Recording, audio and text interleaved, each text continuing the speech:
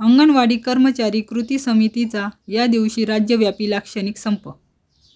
नमस्कार, आपण चॅनलवर नवीन आला असाल तर चॅनलला सबस्क्राईब करण्यास नम्र विनंती।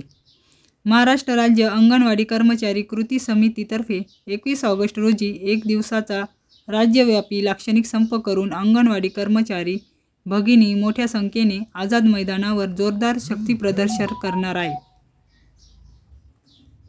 या संपाविषयी कृती समितीने सांगितले की गेल्या 1.5-2 वर्षापासून सुमारे 2 लाख अंगणवाडी कर्मचारी सतत लढत आहेत।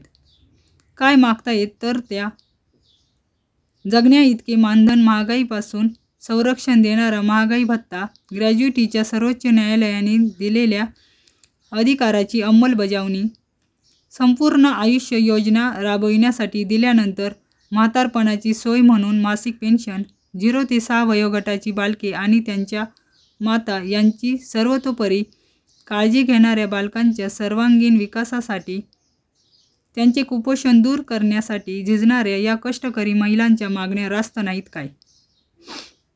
अंगणवाडी कर्मचाऱ्यांची कृती समिती या मागण्या मान्य करून घेण्यासाठी सर्वतोपरी प्रयत्न करत आहे, पण महायुती सरकारच्या दगडी हृदयाला काही पाझर फुटत नाही।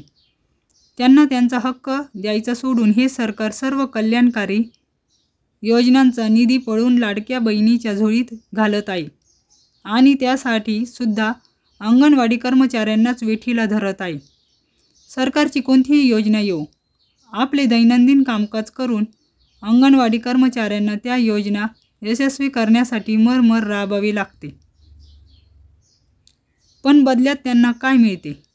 किमान वेतनाच्या पासंगालाही पुरणार नाही असे अल्प मानधन, म्हातारपणी वर्षभर सुद्धा न पुरणारा एकर कमी सेवा समाप्ती लाभ, बस इतकेच।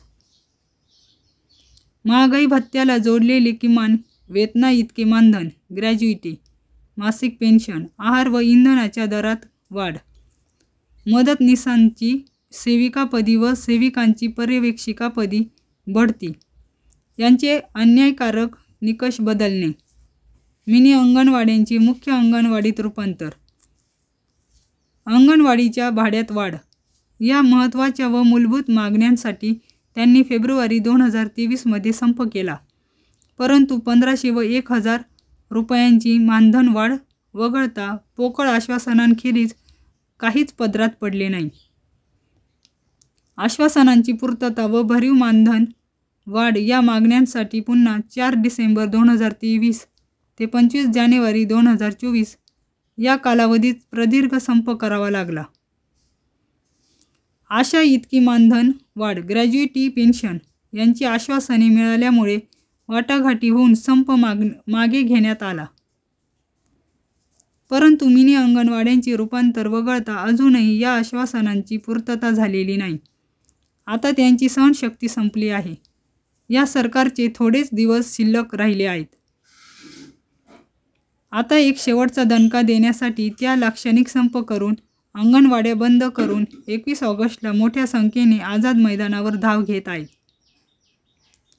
आता तरी शासन आपल्या या वेठबिगार लाडक्या नसलेल्या बहिणींचा आवाज ऐकणार काय, असा प्रश्न महाराष्ट्र राज्य अंगणवाडी कर्मचारी कृती समितीचे M.A. पाटील, सुभाष शमीम, दिलीप उठाणे, कमल परुळेकर, भगवानराव देशमुख, जीवन सरुडे, यशस्वी पाटील यांनी केला आहे।